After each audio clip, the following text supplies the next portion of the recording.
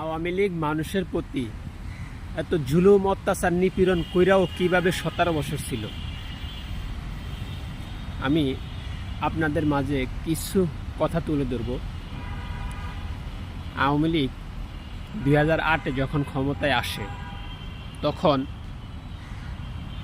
বাংলাদেশের social media, বাংলাদেশের internet জগৎটা অনেক দুর্বল ছিল। মানুষ রেডিওতে খবর শুনত বা বিটিভিতে খবর শুনত। বিটিভি আর রেডিও সত্যকে মিথ্যা বলতো, মিথ্যাকে সত্য বলতো। আর এখন বাংলাদেশের 80% মানুষের হাতে মোবাইল, সোশ্যাল মিডিয়ার সাথে কানেক্টেড। এখন কোনো জায়গায় যদি কেউ অন্যায় করে তাহলে সাথে সাথে এটা সোশ্যাল মিডিয়াতে ভাইরাল হয়ে যায়।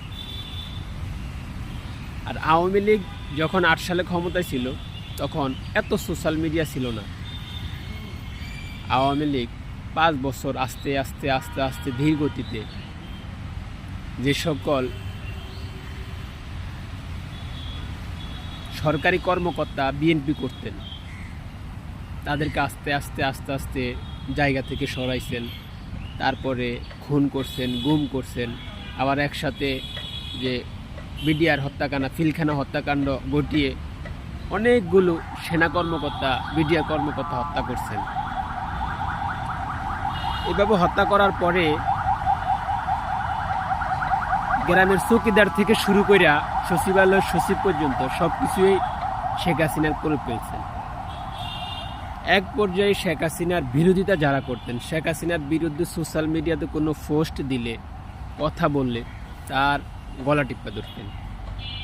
এভাবেই ক্ষমতাটা আস্তে আস্তে দীর্ঘায়ু করা শুরু করছেন।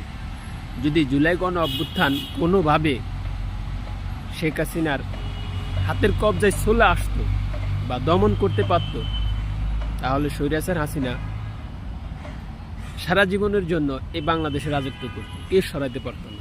এটাই বাস্তব।